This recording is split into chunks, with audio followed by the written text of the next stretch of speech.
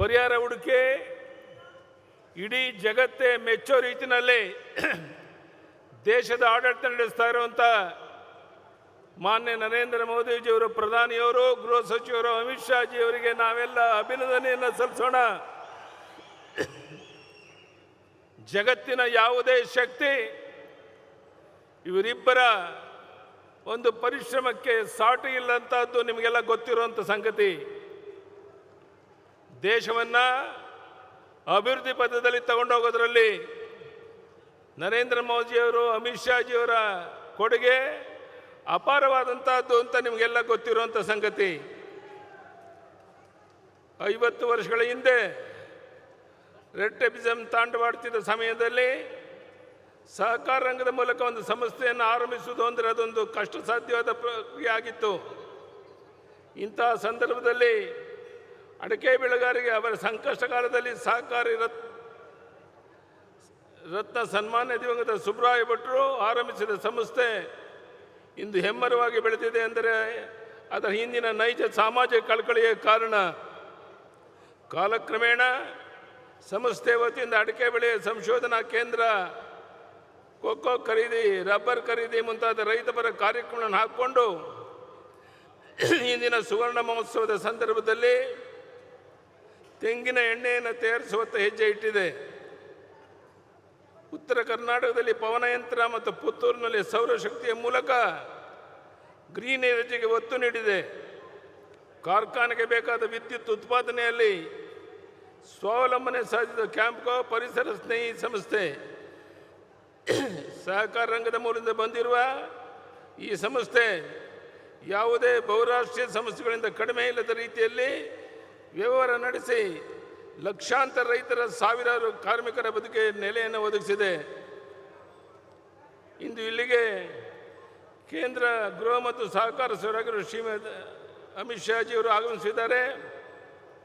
ಅವರು ಮುಂದಿನ ದಿನಗಳಲ್ಲಿ ಕೇಂದ್ರ ಸರ್ಕಾರದ ವತಿಯಿಂದ ಈ ಸಂಸ್ಥೆಯ ಬೆಳವಣಿಗೆಗೆ ಬೇಕಿರುವ ಎಲ್ಲ ಸವಲತ್ತುಗಳನ್ನು ನೀಡುತ್ತಾರೆ ಎಂಬ ಭರವಸೆ ನಿಮಗೂ ಇದೆ, ನನಗೂ ಇದೆ.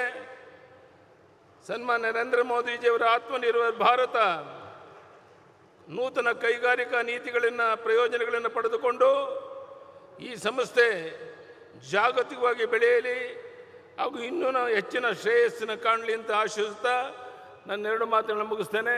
ಧನ್ಯವಾದಗಳು, ನಮಸ್ಕಾರ. ಭಾರತ್ ಮಾತಾ ಕಿ. 2 ಕೈ ಎತ್ತಿ ಹೇಳಬೇಕು. ಭಾರತ್ ಮಾತಾ ಕಿ. ಪ್ರಧಾನಿ ನರೇಂದ್ರ ಮೋದಿಜಿಯವರಿಗೆ, ಗೃಹ ಸಚಿವ ಅಮಿತ್ ಶಾ ಜಿಯವರಿಗೆ ಭಾರತ್ ಮಾತಾ ಕಿ. ಕ್ಯಾಂಪ್ಕೋ ಸಂಸ್ಥೆಯ ಅಧ್ಯಕ್ಷ ಶ್ರೀ ಕಿಶೋರ್ ಕುಮಾರ್ ಕೊಡಗಿ ಅವರಿಂದ 1-2 ಮಾತುಗಳು.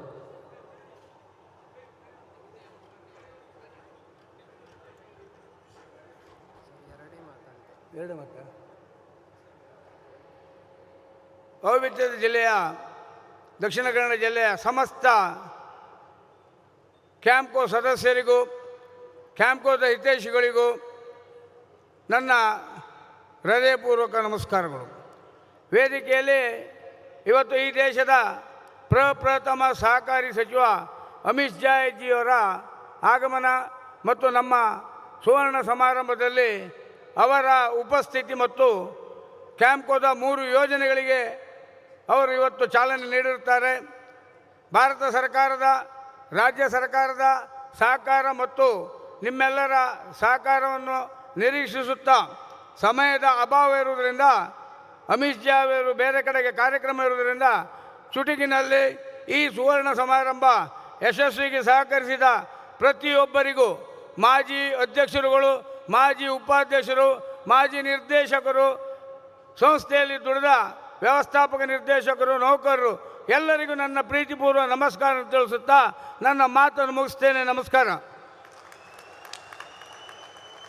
ಕರ್ನಾಟಕ ರಾಜ್ಯದ ಜನಪ್ರಿಯ ಮುಖ್ಯಮಂತ್ರಿ, ನಮ್ಮೆಲ್ಲರ ನೆಚ್ಚಿನ ನೇತಾರ ಶ್ರೀ ಬಸವರಾಜ ಬೊಮ್ಮಾಯಿಯವರು ಜನತೆಯನ್ನುದ್ದೇಶಿಸಿ ಮಾತಾಡಬೇಕಾಗಿ ವಿನಂತಿಸುತ್ತೇನೆ.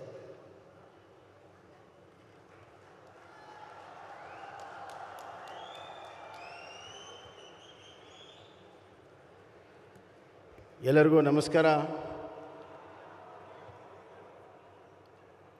ಕ್ಯಾಂಪ್ಕೋ ಸುವರ್ಣ ಮಹೋತ್ಸವ ಉದ್ಘಾಟನೆ ಸಮಾರಂಭಕ್ಕೆ ಆಗಮಿಸಿರುವಂಥ ಭಾರತದ ಆಧುನಿಕ ಉಕ್ಕಿನ ಮನುಷ್ಯ ಸರ್ದಾರ್ ವಲ್ಲಭಭಾಯ್ ಪಟೇಲ್ ನಂತರ ಅತ್ಯಂತ ದಿಟ್ಟ ಧೀಮಂತ ಗೃಹ ಸಚಿವರು ಮತ್ತು ಸಹಕಾರಿ ಸಚಿವರಾದಂಥ ಶ್ರೀ ಅಮಿತ್ ಶಾಜಿಯವರೇ ಹಾಗೂ ನಮ್ಮೆಲ್ಲರ ಹಿರಿಯರು ಮಾರ್ಗದರ್ಶಕರು ಕರ್ನಾಟಕದ ಕಣ್ಮಣಿ ಸನ್ಮಾನ್ಯ ಶ್ರೀ ಬಿ ಎಸ್ ಯಡಿಯೂರಪ್ಪ ಸಾಹೇಬ್ರೆ ಮತ್ತು ಹಿರಿಯರು ಮಾರ್ಗದರ್ಶಕರಂಥ ಕಲ್ಲಡ್ಕ ಪ್ರಭಾಕರ್ ಭಟ್ ಅವರೇ, ನಮ್ಮ ಅಧ್ಯಕ್ಷರು ಸಂಸದರು ಆದಂಥ ನಳಿನ್ ಕುಮಾರ್ ಕಟೀಲ್ ಅವರೇ, ನನ್ನ ಸಚಿವ ಸಂಪುಟದ ಸೌದಿಗಳಾದಂಥ ಶ್ರೀ ಎಸ್ ಟಿ ಸೋಮಶೇಖರ್ ಅವರೇ, ಅರಗ್ ಜ್ಞಾನೇಂದ್ರ ಅವರೇ, ಸುನೀಲ್ ಕುಮಾರ್ ಅವರೇ, ಅಂಗಾರ ಅವರೇ ಮತ್ತು ನನ್ನ ಶಾಸಕ ಮತ್ತು ಸಚಿವ ಸಂಪುಟದ ಸಹೋದರಾದಂಥ ಶ್ರೀ ಕೋಟೆ ಶ್ರೀನಿವಾಸ್ ಪೂಜಾರಿ ಅವರೇ, ಶಾಸಕ ಮಿತ್ರರಾದಂಥ ಸಂಜೀವ್ ಮಠಂದವರವರೇ, ರಾಜೇಶ್ ನಾಯಕ್ ಅವರೇ, ಹರೀಶ್ ಪೂಂಜಾ ಅವರೇ ಹಾಗೂ ಕ್ಯಾಂಪ್ಕೋದ ಅಧ್ಯಕ್ಷರಾದಂಥ ಶ್ರೀ ಕಿಶೋರ್ ಕುಮಾರ್ ಕುಡ್ಗೆ ಅವರೇ, ವೇದಿಕೆ ಮೇಲಿರುವಂಥ ಎಲ್ಲ ಕ್ಯಾಂಪ್ಕೋದ ನಿರ್ದೇಶಕ ಮಂಡಳಿ ಸದಸ್ಯರೇ, ಇಲ್ಲಿ ನೆರೆದಿರುವಂಥ ಅಣ್ಣ ತಮ್ಮಂದಿರೇ, ಅಕ್ಕ ತಂಗಿರೇ, ಮಾಧ್ಯಮದ ಸ್ನೇಹಿತರೆ, ನೀವೆಲ್ಲ ಅಮಿತ್ ಶಾ ಅವರ ಮಾತುಗಳನ್ನು ಕೇಳೋದಕ್ಕೆ ಕಾತುರಾಗಿದ್ದೀರಿ. ಹೀಗಾಗಿ ನಾನು ಹೆಚ್ಚಿಗೆ ಮಾತನಾಡೋದಿಲ್ಲ, ಎರಡೇ ಮಾತಲ್ಲಿ ನನ್ನ ಮಾತನ್ನು ಮುಗಿಸ್ತಾ ಇದ್ದೀನಿ. ಬಂಧುಗಳೇ, ಕ್ಯಾಂಪ್ಕೋ ಇದೊಂದು ಯಶೋಗಾಥೆಯ ಒಂದು ಕತೆ. ಜನರಿಂದ ಜನರಿಗೋಸ್ಕರ ಒಂದು ಸಂಸ್ಥೆ ಹುಟ್ಟಿ 50 ವರ್ಷ ಅತ್ಯಂತ ಯಶಸ್ವಿಯಾಗಿ ಇವತ್ತು ವ್ಯಾವಹಾರಿಕ ಆರ್ಥಿಕ ರಂಗದಲ್ಲಿ ಪ್ರಗತಿ ಆಗ್ತಾ ಇದೆ ಅಂತಂದರೆ ಇದು ನಿಜವಾಗಲೂ ಕೂಡ ಒಂದು ಮಾದರಿಯ ಸಂಸ್ಥೆ. ನಾನು ಕ್ಯಾಂಪ್ಕೋದ ಸಂಸ್ಥಾಪಕರಾದಂಥ ಸುಬ್ರಾಯ್ ಭಟ್ ಅವರಿಂದ ಹಿಡಿದು ಇರುವಂಥ ಅಧ್ಯಕ್ಷರು, ನಿರ್ದೇಶಕ ಮಂಡಳಿ ಸದಸ್ಯರಿಗೆ ಹೃದಯಪೂರ್ವಕವಾದಂಥ ಅಭಿನಂದನೆಗಳನ್ನು ನಾನು ಸಲ್ಲಿಸ್ತಾ ಇದ್ದೇನೆ. ಇವತ್ತು ಒಂದು ಕಡೆ ಕ್ಯಾಪಿಟಲಿಸಮ್, ಇನ್ನೊಂದು ಕಡೆ ಕಮ್ಯುನಿಸಮ್, ಇದಕ್ಕೆ ಎರಡಕ್ಕೂ ಉತ್ತರ ಕೊಡಬೇಕಾದ್ರೆ ಕೋಆಪ್ರೇಟಿಸಮ್ ಬರಬೇಕು. ಆ ಕೋಆಪ್ರೇಟಿಸಮ್ ಯಾವ ರೀತಿ ಇರಬೇಕು ಅನ್ನೋದನ್ನು ಕ್ಯಾಂಪ್ ಅವರು ಮಾಡಿ ತೋರಿಸಿದ್ದಾರೆ ಅಂತ ನಾನು ಹೇಳೋಕ್ಕೆ ಇಚ್ಛೆಪಡ್ತೀನಿ. ಇವೆರಡಕ್ಕೂ ಉತ್ತರ ಕೊಟ್ಟಿದ್ದಾರೆ, ಕ್ಯಾಪಿಟಲಿಸಮ್ ಆ್ಯಂಡ್ ಕಮ್ಯುನಿಸಮ್ಗೆ. ಕೋಆಪ್ರೇಟಿಸಮ್ನಲ್ಲಿ ಜನರಿಂದ ಜನರಿಗೋಸ್ಕರ ಇರ್ತದೆ ಮತ್ತು ವಿಶೇಷವಾಗಿ ರೈತರು ಬೆಳೆದಿರುವಂತಹ ಬೆಳೆಗಳು, ಈ ಪ್ರದೇಶದ ಪ್ರಮುಖ ಬೆಳೆ ಅಡಿಕೆ 73ರಲ್ಲಿ ಈ ಸಂಸ್ಥೆ ಕಟ್ಟಿ ಅದಕ್ಕೆ ಒಂದು ರಕ್ಷಣೆಯನ್ನು ಕೊಟ್ಟಿದ್ದಾರೆ, ಮಾರುಕಟ್ಟೆ ರಕ್ಷಣೆಯನ್ನು ಕೊಟ್ಟಿದ್ದಾರೆ. 80ರ ದಶಕದಲ್ಲಿ ಕೋಕೋ ಅಂತಾರಾಷ್ಟ್ರೀಯ ಮಟ್ಟದಲ್ಲಿ ಕುಸಿದಾಗ ಈ ಭಾಗದ ಜನರಿಗೋಸ್ಕರ ಅದನ್ನು ಖರೀದಿ ಮಾಡಿ ಅದಕ್ಕೆ ದೊಡ್ಡ ಶಕ್ತಿಯನ್ನು ತುಂಬಿ ಚಾಕ್ಲೇಟ್ ಫ್ಯಾಕ್ಟ್ರಿಯನ್ನು ಮಾಡಿ ಇವತ್ತು 26,000 ಮೆಟ್ರಿಕ್ ಟನ್ ಚಾಕ್ಲೇಟ್ ಉತ್ಪಾದನೆ ಮಾಡುವಂತಹ ಕೋಆಪರೇಟಿವ್ ವಲಯದಲ್ಲಿ ಯಾವುದಾದ್ರೂ ಇದ್ರೆ ಇಡೀ ಭಾರತ ದೇಶದಲ್ಲಿ ಅದು ಕ್ಯಾಂಪ್ಕೋ ಅಂತ ಅತ್ಯಂತ ಹೆಮ್ಮೆಯಿಂದ ನಾನು ಹೇಳೋಕ್ಕೆ ಇಚ್ಛೆಪಡ್ತೇನೆ. ಅಷ್ಟೇ ಅಲ್ಲ, ಅವರು ಕಾಳು ಮೆಣಸಿನ ಸಂಸ್ಕರಣೆ, ತೆಂಗಿನ ನಮ್ಮ ಕೋಕೋನಟ್ ಆಯಿಲ್ ಮತ್ತು ರಬ್ಬರ್ ಎಲ್ಲ ಈ ಭಾಗದಲ್ಲಿ ಏನೇನು ಆಗ್ತವೆ ಅದಕ್ಕೆ ಆರ್ಥಿಕ ಮೌಲ್ಯ ವೃದ್ಧಿ ಮಾಡುವಂಥ ಕೆಲಸವನ್ನು ಕ್ಯಾಂಪ್ಕೋ ಮಾಡಿದ್ದಾರೆ. ಮತ್ತು ಬೆಳೆಗಳನ್ನು ಯಾವ ರೀತಿ ಬೆಳಿಬೇಕು, ಬೆಳೆಗಳ ಸಂಕಷ್ಟ ಬಂದಾಗ ಏನು ಔಷಧಿ ಸಿಂಪಡಿಸಬೇಕು, ಎಲ್ಲದಕ್ಕೂ ಕೂಡ ಇವತ್ತು ಕ್ಯಾಂಪ್ಕೋ ಒಂದು ತಾಯಿಯಾಗಿ ರೈತರಿಗೆ ಮಾರ್ಗದರ್ಶನ ಮಾಡ್ತಾ ಇದೆ ಅಂತ ನಾನು ಅತ್ಯಂತ ಸಂತೋಷದಿಂದ ಮತ್ತೊಮ್ಮೆ ಹೇಳ್ತಾ, ಸುಮಾರು 3,000 ಕೋಟಿ ಟರ್ನೋವರ್ ಇವತ್ತು ಆಗ್ತಾಯಿದೆ. ಅಡಿಕೆ ಬೆಳೆ ಭಾಳಷ್ಟು ವಿಸ್ತರಣೆ ಆಗ್ತಾಯಿದೆ. ಇವತ್ತು ನಮ್ಮ ಕಡೆ ಎಲ್ಲ ದೊಡ್ಡ ಪ್ರಮಾಣದಲ್ಲಿ ಅಡಿಕೆ ಬೆಳೀತಾ ಇದ್ದೇವೆ. 6,11,000 ಹೆಕ್ಟೇರ್ ಪ್ರದೇಶದಲ್ಲಿ ಇವತ್ತು ಅಡಿಕೆ ಬೆಳೀತಾ ಇದೆ. ಆದರೆ ಇದಕ್ಕೆ ಭಾಳಷ್ಟು ಸವಾಲುಗಳಿದೆ. ಮೊನ್ನೆ ಬಿಳಿ ಚುಕ್ಕಿ ರೋಗ, ಅದನ್ನು ನಿವಾರಣೆ ಮಾಡೋದಕ್ಕೆ ಬಹಳಷ್ಟು ಸೆಣಸಾಡಬೇಕಾಯಿತು. ಅರಗ್ ಜ್ಞಾನೇಂದ್ರ ಅವರು ಅಡಿಕೆ ಟಾಸ್ಕ್ ಫೋರ್ಸ್ನ ಅಧ್ಯಕ್ಷರಲ್ಲಿದ್ದಾರೆ. ಅವರು ಎಲ್ಲರನ್ನು ವಿಶ್ವವಿದ್ಯಾಲಯದವ್ರನ್ನ ಭಾರತ ಸರ್ಕಾರದ ತಂತ್ರ ಇವರು ನಮ್ಮ ವೈದ್ಯಕೀಯ ವಲಯದಲ್ಲಿ, ಈ ಕೃಷಿ ವಲಯದಲ್ಲಿ ಯಾರು ಇದ್ದಾರೆ ಪರಿಣಿತರನ್ನು ಕರ್ಕೊಂಡು ಬಂದು ಎಲ್ಲವನ್ನು ಕೂಡ ನಿಯಂತ್ರಣ ಮಾಡುವಂಥ ಪ್ರಯತ್ನ ಮಾಡಿದ್ದಾರೆ. ನಮ್ಮ ಸರ್ಕಾರ ಈಗಾಗಲೇ 10 ಕೋಟಿ ಕೊಟ್ಟಿದೆ. ಅಡಿಕೆ ಸಂಶೋಧನಾ ಕೇಂದ್ರವನ್ನು ಗಟ್ಟಿಗೊಳಿಸೋದಕ್ಕೆ, ಅಲ್ಲಿ ಪರಿಣಿತರನ್ನು ಇಟ್ಕೊಳ್ಳೋದಕ್ಕೆ ಈ ವರ್ಷ ವಿಶೇಷವಾಗಿ ಬಜೆಟ್ನಲ್ಲಿ ಅದಕ್ಕೆ ವಿಶೇಷವಾಗಿರುವಂಥ ಅನುದಾನವನ್ನು ನಾನು ಕೊಡ್ತೇನೆ ಅನ್ನುವಂಥ ಮಾತನ್ನು ಈ ಸಂದರ್ಭದಲ್ಲಿ ನಾನು ಹೇಳೋಕ್ಕೆ ಇಚ್ಛೆಪಡ್ತೇನೆ. ಬಂಧುಗಳೇ, ಇದಲ್ಲದೆ ಈ ಭಾಗದ ಅಡಿಕೆ ಬೆಳೆಯೋರು ಇನ್ನೊಂದು ಸಮಸ್ಯೆ ಇದೆ. ಈ ಕಾಣೆ ಬಾಣೆ ಇರುವಂಥ ಜಮೀನಿನಲ್ಲಿ ತಾವೆಲ್ಲ ಅಡಿಕೆ ಬೆಳೀತಾ ಇದ್ದೀರಿ, ಅದು ನಿಮ್ಮ ಜಮೀನು ಆಗಿಲ್ಲ, ಬಹಳ ವರ್ಷದ ಒಂದು ಸಮಸ್ಯೆ ಇದೆ. ಅದಕ್ಕೂ ಕೂಡ ಪರಿಹಾರ ಕೊಡುವ ರೀತಿಯಲ್ಲಿ ಈಗಾಗಲೇ ಕಂದಾಯ ಇಲಾಖೆಗೆ ಸೂಚನೆಯನ್ನು ಕೊಟ್ಟಿದ್ದೇನೆ. ಕೆಲವೇ ದಿನಗಳಲ್ಲಿ ಯಾವ ರೀತಿ ಡೀಮ್ಡ್ ಫಾರೆಸ್ಟ್ಗೆ ಯಾವ ರೀತಿ ಡೀಮ್ಡ್ ಫಾರೆಸ್ಟ್ಗೆ ಪರಿಹಾರವನ್ನು ಕೊಟ್ಟಿದ್ದೇವೆ, ಅದೇ ರೀತಿ ಇವತ್ತು ಕಾನೆ ಬಾನೆ ಸೊಪ್ಪಿನ ಬೆಟ್ಟ ಎಲ್ಲ ಈ ಥರದ ಏನು ಭಾಳ ವರ್ಷಗಳ ಸಮಸ್ಯೆ ಇದೆ ರೈತರದು, ಅದಕ್ಕೆ ಒಂದು ಪರಿಹಾರವನ್ನು ನಾವೇ ಕೊಡಬೇಕು, ಅದಕ್ಕೆ ನಾವೇ ಕೊಡ್ತೇವೆ ಅನ್ನುವಂಥ ಮಾತನ್ನು ಈ ಸಂದರ್ಭದಲ್ಲಿ ಬೇರೆ ಯಾರು ಕೊಡೋಕ್ಕೆ ಸಾಧ್ಯ ಇಲ್ಲ. ಅದನ್ನು ನಾವೇ ಕೊಡಬೇಕು. ಯಾಕಂದರೆ ಆ ಬದ್ಧತೆ ಇರುವಂಥವ್ರು ನಾವು, ಆ ರೈತರೆಲ್ಲ ನಮ್ಮವರು. ಹೀಗಾಗಿ ಅದಕ್ಕೆ ಪರಿಹಾರವನ್ನು ನಾವು ಖಂಡಿತವಾಗಿಯೂ ಕೊಡ್ತೇವೆ ಅನ್ನುವಂಥ ಮಾತನ್ನು ಹೇಳಿ, ಇವತ್ತು ಸನ್ಮಾನ್ಯ ಅಮಿತ್ ಶಾ ಜಿಯವರು ಬಂದಿದ್ದಾರೆ. ಅವರು ದೇಶದ ಮೊದಲನೆಯ ಸಹಕಾರ ಕೇಂದ್ರ ಸಚಿವರು. ಅವರು ಇಂದಿಗೂ ಕೂಡ ಅವರ ಗ್ರಾಮದ ವಿಲೇಜ್ ಲೆವೆಲ್ ಸೊಸೈಟಿ ಏನಿದೆ, ಕುಮ್ಕಿ ಕಾನೆಬಾಣೆ ಜಾಲ ಆಗಲಿ ಹೇಳಿದ್ದೇನೆ, ಅವರ ಊರಿನ ಗ್ರಾಮದ ಸೊಸೈಟಿಯ ಅಧ್ಯಕ್ಷರವರು ಅದನ್ನ ಬಿಟ್ಟುಕೊಟ್ಟಿಲ್ಲ. ಅಂದರೆ ಕೋಆಪ್ರೇಟಿವ್ ರಂಗಕ್ಕೆ ಎಷ್ಟು ಬದ್ಧತೆಯಿಂದ ಅವರು ಕೆಲಸವನ್ನು ಮಾಡ್ತಾ ಇದ್ದಾರೆ. ಕೇಂದ್ರದ ರಾಷ್ಟ್ರದ ಗೃಹ ಸಚಿವರಾದರೂ ಕೂಡ ತಮ್ಮ ಸೊಸೈಟಿಯನ್ನು ಇಂದಿಗೂ ಕೂಡ ಪ್ರತಿಷ್ಠಿಸ್ತಾ ಇದ್ದಾರೆ. ಅಂಥವ್ರ ಕೈಯಲ್ಲಿ ಇವತ್ತು ಕೋಆಪ್ರೇಟಿವ್ ಸೆಕ್ಟರ್ ಇದೆ. ಬರುವಂಥ ದಿನಗಳಲ್ಲಿ ನರೇಂದ್ರ ಮೋದಿಜಿಯವರ ನಾಯಕತ್ವದಲ್ಲಿ ಅಮೃತ ಕಾಲದಲ್ಲಿ $5 ಟ್ರಿಲಿಯನ್ ನಮ್ಮ ದೇಶ ಏನು ಆಗಬೇಕದೆ, ಅದರಲ್ಲಿ ಕೋಆಪ್ರೇಟಿವ್ ಸೆಕ್ಟರ್ ಭಾಳ ಪ್ರಮುಖ ಪಾತ್ರ ಆಡ್ತದೆ. ಅದರ ನೇತೃತ್ವವನ್ನು ಅಮಿತ್ ಶಾ ಜಿಯವರು ವಹಿಸಿ ಅದಕ್ಕೆ ದೊಡ್ಡ ಪ್ರಮಾಣದ ಶಕ್ತಿಯನ್ನು ತುಂಬುತ್ತಾರೆ ಅನ್ನುವಂಥ ಮಾತನ್ನು ಹೇಳಕ್ಕೆ ಇಚ್ಛೆಪಡ್ತೇನೆ. ಬಂಧುಗಳೇ, ಈ ವೇದಿಕೆ ಮೇಲೆ ಇನ್ನೊಂದು, ಈ ವರ್ಷ ಬಜೆಟ್ನಲ್ಲಿ ನಮಗೆ ರೈಲ್ವೆಗೆ, ನ್ಯಾಷನಲ್ ಹೈವೇಗೆ ಭಾಳ ದೊಡ್ಡ ಪ್ರಮಾಣದ ಅನುದಾನ ನರೇಂದ್ರ ಮೋದಿಜಿಯವರ ಸರ್ಕಾರ, ಅಮಿತ್ ಶಾ ಜಿಯವರ ಸರ್ಕಾರ ಕೊಟ್ಟಿದೆ. ನಾನು ಈ ವೇದಿಕೆ ಮುಖಾಂತರ ಅವ್ರಿಗೆ ಅಭಿನಂದನೆ ಸಲ್ಲಿಸ್ತೇನೆ. ದಾಖಲೆ ಪ್ರಮಾಣ 7,500 ಕೋಟಿ ರೂಪಾಯಿ ಇವತ್ತು ರೈಲ್ವೆದಿಂದ ಇವತ್ತು ನಮ್ಮ ಕರ್ನಾಟಕಕ್ಕೆ ಅನುದಾನ ಬಂದಿದೆ. ಅದಕ್ಕಾಗಿ ನಾನು ಪ್ರಧಾನಮಂತ್ರಿಗಳಿಗೆ ಅಭಿನಂದನೆ ಸಲ್ಲಿಸ್ತೇನೆ. ಇವತ್ತು ಅಮಿತ್ ಶಾ ಜಿಯವರು ಇಲ್ಲಿ ಬಂದು ಮತ್ತೊಮ್ಮೆ ಈ ಕರಾವಳಿ ಪ್ರದೇಶಕ್ಕೆ ದೊಡ್ಡ ಶಕ್ತಿಯನ್ನು ತುಂಬಿದ್ದಾರೆ, ಮಾರ್ಗದರ್ಶನವನ್ನು ಮಾಡ್ತಾರೆ. ಅವರ ಸದಾ ಕೃಪಾ ಈ ಭಾಗದ ಜನರ ಮೇಲೆ, ಕರ್ನಾಟಕದ ಜನರ ಮೇಲೆ ಇರಲಿ ಅಂತ ಕೇಳಿಕೊಂಡು ಮತ್ತೊಮ್ಮೆ ತಮಗೆಲ್ಲರೂ ಕೂಡ ವಂದಿಸಿ ಕ್ಯಾಂಪ್ಗೆ ಅಭಿನಂದನೆ ಸಲ್ಲಿಸಿ ಅಮಿತ್ ಶಾ ಜಿಯವರಿಗೆ ನಾನು ಕೃತಜ್ಞತೆ ಆಗಿದ್ದೇನೆ, ಅಭಿನಂದನೆ ಅಂತ ಹೇಳಿ ನನ್ನ ಮಾತನ್ನು ಮುಗಿಸ್ತೇನೆ. ಧನ್ಯವಾದಗಳು.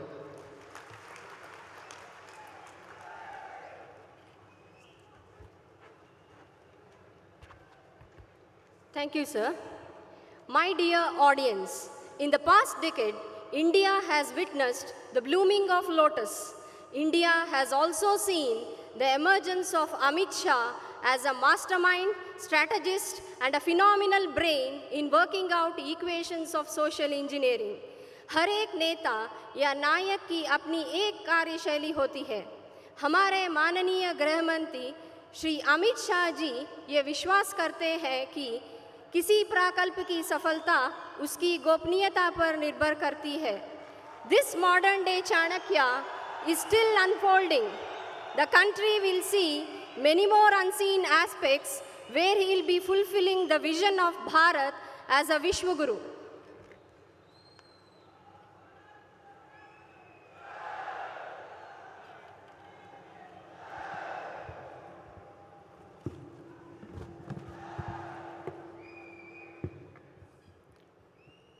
मेरे साथ बोलिए, भारत माता की। क्यों भाई, क्या हो गया आप लोगों की आवाज को? पुत्तूर के लोगों की आवाज ऐसी है क्या?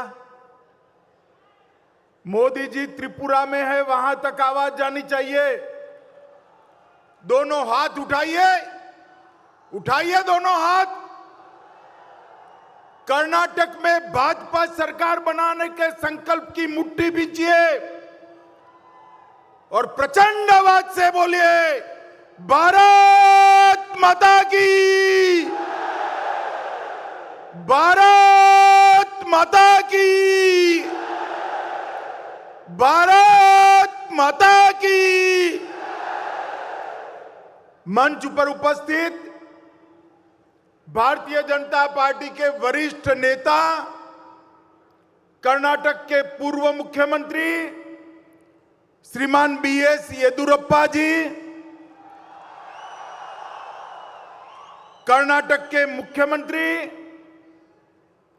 और हमारे नेता श्रीमान बसवराज बोम्मई जी, संस्कृति मंत्री कर्नाटक श्री वी सुनील कुमार जी, अरागा ज्ञानेंद्र जी, गृह मंत्री कर्नाटक श्री एस.टी. सोमशेखर जी, सहकारिता मंत्री कर्नाटक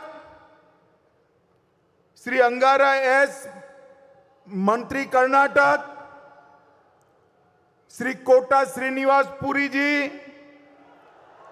मंत्री कर्नाटक सरकार, भारतीय जनता पार्टी के अध्यक्ष श्रीमान नलिन कुमार कटील जी,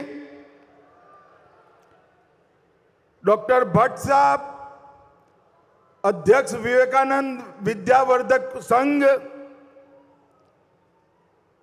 कैम्पको के अध्यक्ष ए किशोर कुमार कोडगी जी,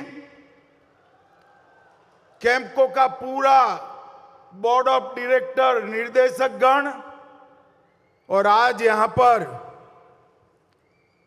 कैम्पको के साथ जुड़े हुए सभी आए हुए भाइयों बहनों, मैंगलोर और केरल के किसान भाइयों को प्रणाम कर कर मेरी बात की मैं शुरुआत करना चाहता हूं। आज मैं मैंगलोर के पुत्तूर में आया हूं। ये बहुत पवित्र भूमि है। अरब सागर और पश्चिमी घाट से घिरा हुआ एक क्षेत्र परशुराम की सृष्टि के नाम से भी पूरे विश्व में विख्यात है। अनेक धार्मिक परंपराएं, सांस्कृतिक परंपराएं ये अविभाजित दक्षिण कन्नड़ के जिले के अंदर पाई जाती है। अभी अभी मैंने कांतारा देखा है। कांतारा देखकर मुझे मालूम पड़ा कि कितनी समृद्ध परंपराओं का ये प्रदेश है।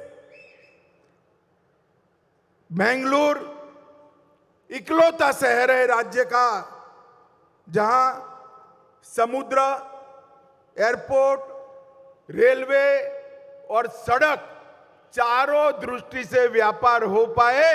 इस प्रकार का ये समृद्ध इलाका मैंगलोर की पुण्य भूमि को मैं बार बार प्रणाम करने यहां आया हूं। तब रानी अब्बक्का को भी प्रणाम करना चाहता हूं। इसके साथ मंगला देवी और कादरी मंजूनाथ मंदिर को भी, महालिंगेश्वर मंदिर को भी प्रणाम कर कर मेरी बात की शुरुआत करना चाहता हूं। मित्रों, देश भर में बहुत कम क्षेत्र है जो विषम भौगोलिक परिस्थिति होने के बावजूद, जियोग्राफिकल कंडीशन ठीक न होने के बावजूद कृषि से, खेती से, एग्रीकल्चर से देश को समृद्ध बनाते हैं। सुपारी, नारियल, काली मिर्च, रबड़, काजू और धान, चावल की खेती इस क्षेत्र के किसान के पसीने की महक के साथ हमारे गुजरात के लोग आपकी सुपारी खाकर हमेशा मैंगलोर को याद करते हैं। आपके प्रदेश के साथ मेरे प्रदेश का अटूट रिश्ता है। आप पसीना बहाकर सुपारी उगाते हो, हम सुपारी खाकर पसीना बहाते हैं। दोनों के बीच में बड़ा गहरा नाता है। मित्रों, आज मैं कैम्पको के सुवर्ण जयंती समारोह में आया हूं। मुझे जब निमंत्रण मिला तब मैं सोचता था जाऊं न जाऊं, मगर कैम्पको की गतिविधियां जब मैंने देखी, इसकी प्रगति देखी, तो मैंने निर्णय कर दिया इस देश के कोऑपरेटिव मिनिस्टर के नाते इस मल्टी स्टेट कोऑपरेटिव में निश्चित जाना चाहिए। उनके प्रयासों का समर्थन उनका साधुवाद करना चाहिए। मित्रों, आज भारतीय जनता पार्टी के विचारधारा के जनक पंडित दीनदयाल जी का पुण्यतिथि भी है। पंडित दीनदयाल जी ही है जिनके रास्ते पर भारतीय जनता पार्टी की सरकारें चलती हैं। हमने गरीब कल्याण का एक यज्ञ चालू किया है। हर गरीब को घर, घर के अंदर बिजली, घर के अंदर पानी, घर में गैस का सिलेंडर, घर में शौचालय, घर में 5 लाख तक का हेल्थ इंश्योरेंस और मुफ्त अनाज, और हर किसान को हर साल 6,000 रुपया, ये दीनदयाल जी के अंत्योदय के सिद्धांत के अनुरूप है, वहीं से पैदा हुआ है। समग्र देश के अंदर भारतीय जनता पार्टी की सरकारें राष्ट्रीय सुरक्षा, राष्ट्र की समृद्धि और गरीबों के कल्याण को समर्पित है। पंडित दीनदयाल जी ने एकात्म मानववाद के दर्शन के अंदर ये तीनों कंसेप्ट को, ये तीनों विचारों को समाहित किया और इसको आगे बढ़ाया था। उनकी निर्मम हत्या हुई थी आज ही के दिन मुगल सराय रेलवे स्टेशन पर। आज मैं उनको बड़े मन के साथ करोड़ों भारतीय जनता पार्टी के कार्यकर्ताओं की ओर से प्रणाम कर कर श्रद्धांजलि देना चाहता हूं। मित्रों, यहां पर कैम्पको के एग्री मॉल का शिलान्यास हुआ। 1,50,000 वर्ग फुट का एग्रो मॉल, जिसके अंदर कृषि के सारे साधन, सारी मशीनरी, कीटनाशक, उर्वरक, फर्टिलाइजर, बीज और स्टोरेज, ये सारी व्यवस्थाएं उपलब्ध हो, ऐसा पूरे भारत में अपने आप में ये पहला एग्री मॉल कोऑपरेटिव बेसिस पर चलने वाला है। मैं कैम्पको के सारे निर्देशक मंडल को बहुत बहुत बधाई और बहुत बहुत साधुवाद देना चाहता हूं। आज कैम्पको ने कल्प नारियल तेल का भी प्रोडक्ट अपनी प्रोडक्ट की लंबी सूची में जोड़ा है। कैम्पको का भंडार गृह लगभग 13,750 स्क्वायर फीट का भद्रावती में बना है। इसका भी आज उद्घाटन मुझे करने का सौभाग्य मिला है। The central arecanut and cocoa marketing and processing cooperative limited 50 साल पूरे किए हैं।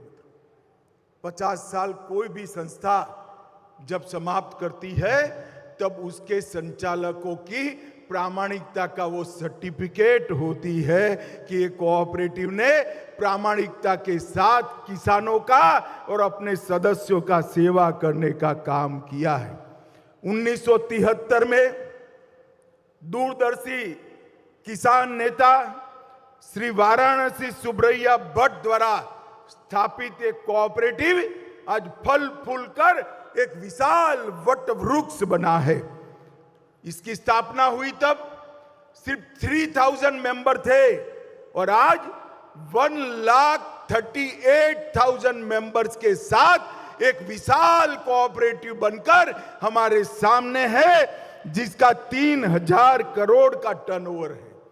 मित्रों, मोदी जी ने कोऑपरेटिव मिनिस्ट्री की स्थापना की और कोऑपरेटिव के माध्यम से किसानों की सेवा करने का, गांव की सेवा करने का एक नया रास्ता ढूंढा है।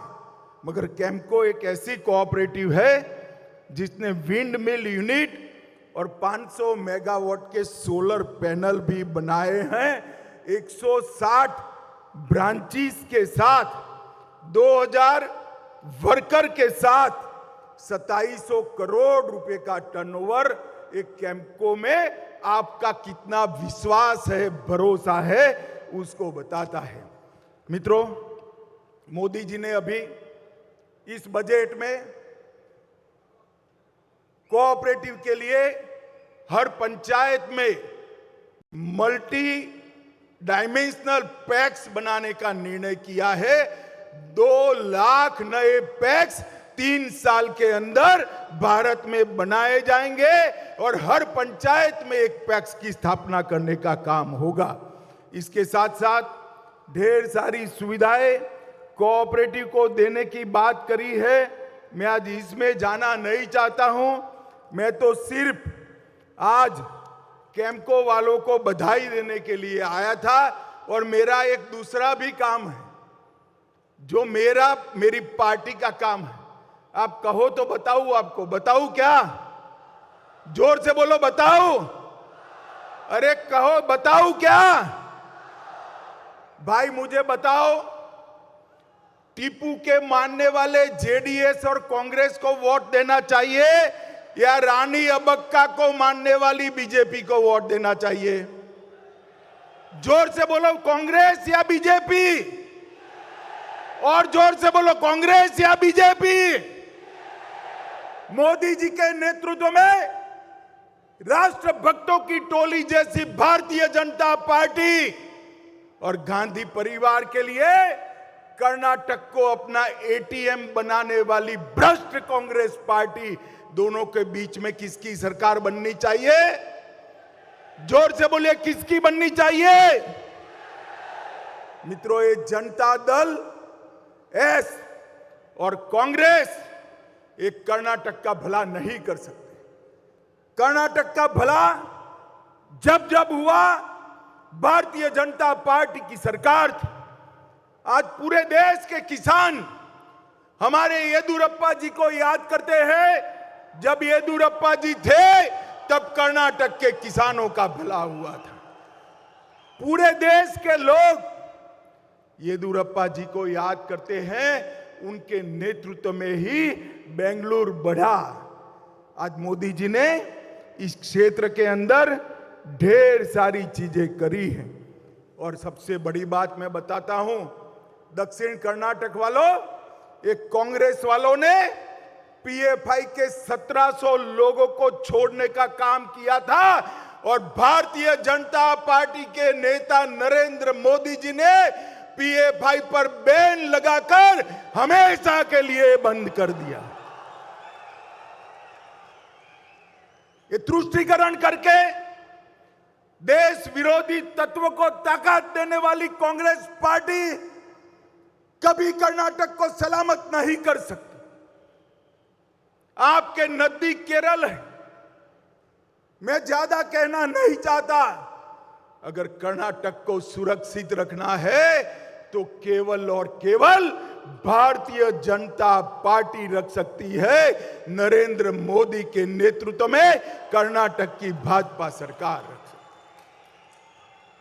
मित्रों, मोदी जी ने देश को सुरक्षित करने का काम किया। देश में से आतंकवाद, नक्सलवाद को समाप्त करने का काम किया। अरे मुझे बताओ दक्षिण कर्नाटक वालों, ये कश्मीर जो है हमारा है या नहीं है? जोर से बोलो, है या नहीं है? धारा 370 जानी चाहिए थी या नहीं जानी चाहिए थी? ये कांग्रेस और जेडीएस दोनों, जब मैं धारा 370 हटाने का बिल लेकर खड़ा हुआ कि मत हटाइए, मत हटाइए, मैंने कहा भला क्यों ना हटाए भाई, बताओ। तूने कहा कश्मीर में खून की नदियां बह जाएगी। अरे कांग्रेस वालों, राहुल भाई सुन लो, ये नरेंद्र मोदी सरकार है। खून की नदियां छोड़ो, किसी का कंकर चलाने का भी हिम्मत नहीं हुआ, कंकर चलाने का हिम्मत नहीं। और मोदी जी ने 5 अगस्त 2019 को धारा 370 को समाप्त कर कश्मीर को हमेशा के लिए भारत माता का मुकुट बना देने का काम ये नरेंद्र मोदी जी ने किया। दक्षिण कर्नाटक में हाइड्रोजन ऊर्जा संयंत्र स्थापित करने के लिए प्रोजेक्ट लेकर हम आ रहे हैं। 104 एकड़ गंजी माथा औद्योगिक क्षेत्र में प्लास्टिक पार्क स्थापित किया जा रहा है।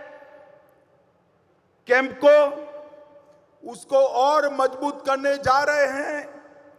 इस क्षेत्र के मछुआरों के लिए अलग मंत्रालय बनाया, सहकारिता के लिए अलग मंत्रालय बनाया और प्रधानमंत्री मत्स्य संपदा योजना के माध्यम से तटवर्ती जिले में गहरे समंदर में भी मछली पकड़ने के लिए हम उसको सहायता कर रहे हैं। अल्पसंख्यक छात्रों के लिए भी 1000 सीटों की क्षमता वाला छात्रावास बनाया। मैंगलोर और बेंगलोर को स्टार्टअप का हब बनाया और इसके साथ साथ श्री नारायण गुरु आवासीय विद्यालय बनाया और लगभग 34,850 हेक्टेयर भूमि आदिवासी भाइयों को देने का काम हमारे बसवराज बोम्बई जी की सरकार ने किया है, भारतीय जनता पार्टी की सरकार ने की। भारत सरकार ने सीढ़ी घाट में टनल रोड बनाने का काम किया। इससे पोर्ट के ट्रांसपोर्टेशन में बड़ी सुविधा होने वाली है। एमएसपी योजना के अंतर्गत उबले हुए चावल खरीदने का काम हमारी कर्नाटक सरकार ने किया। बसवराज जी के लिए एक बार ताली बजा दो सभी लोग भाई। ये तेलंगाना वाले उबले हुए चावल नहीं खरीदते हैं और हमारे बसवराज जी उबले हुए चावल खरीदकर किसानों के साथ चट्टान की तरह बैठे हैं। मित्रों, मोदी जी ने अभी मैंगलोर दौरे में 3800 करोड़ रुपए के विभिन्न परियोजनाओं की नींव डाली। मैंगलोर पोर्ट के अपग्रेडेशन के लिए 5 योजनाएं 1000 करोड़ की हम लेकर आए और मैंगलोर रिफाइनरी में 1830 और 630 करोड़ का 2500 करोड़ रुपए का एक्सपांशन का प्रोग्राम भी भारतीय जनता पार्टी की सरकार ने बनाया है। मित्रों, ये कांग्रेस और जेडीएस कभी कर्नाटक का भला नहीं कर सकते। जेडीएस को वोट मतलब कांग्रेस को वोट, भाजपा को वोट मतलब नए भारत के नए कर्नाटक को वोट। ये बात आप सभी लोग याद कर रखना। मित्रों, आज हम थोड़ा लेट चल रहे हैं। चुनाव में मैं फिर से आऊंगा और दिल खोलकर आपसे बात करूंगा, मगर आज इस मंच से सुवर्ण जयंती के मौके पर फिर से एक बार कैंपको के पूरे बोर्ड ऑफ डायरेक्टर को, भाई सभी लोग खड़े हो जाइए, जरा खड़े हो जाइए, पूरे बोर्ड ऑफ डायरेक्टर को बहुत बहुत बधाई देना चाहता हूं कि एक अच्छी कोऑपरेटिव आपने चलाई है। आप भी ताली बजाकर इनका स्वागत करिए, जोर से स्वागत करिए मित्रों। और अंत में आप लोगों को पूछना चाहता हूं, भाजपा सरकार बनाएंगे क्या? जोर से बोलो, हाथ ऊपर उठाकर बनाएंगे? कमल के निशान पर बटन दबाएंगे? बसवराज बोम्बई के हाथ मजबूत करेंगे? मोदी जी के हाथ मजबूत करेंगे? पूर्ण बहुमत की भाजपा सरकार बनाएंगे? तो मेरे साथ दोनों हाथ उठाइए, विजय के संकल्प की मुट्ठी बींचिए और प्रचंड आवाज से बोलिए, भारत माता की, भारत माता की, वंदे वंदे वंदे।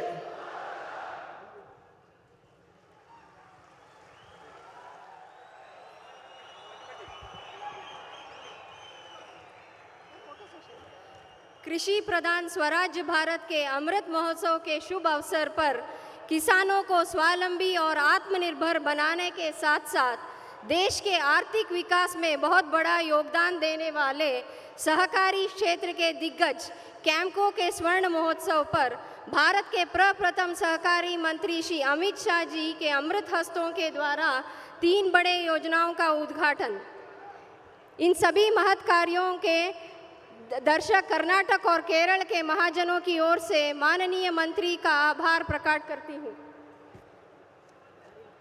ಈ ಕಾರ್ಯಕ್ರಮದಲ್ಲಿ ಆಗಮಿಸಿ ಭಾಗವಹಿಸಿದ ಎಲ್ಲ ಅತಿಥಿ ಅಭ್ಯಾಗತರಿಗೆ ಧನ್ಯವಾದಗಳು.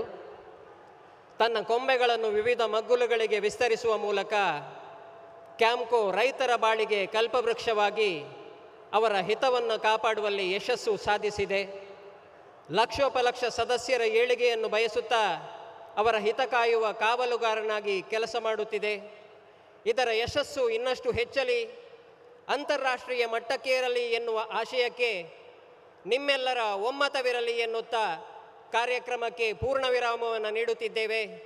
ಎಲ್ಲರಿಗೂ ಶುಭ ಸಂಜೆ.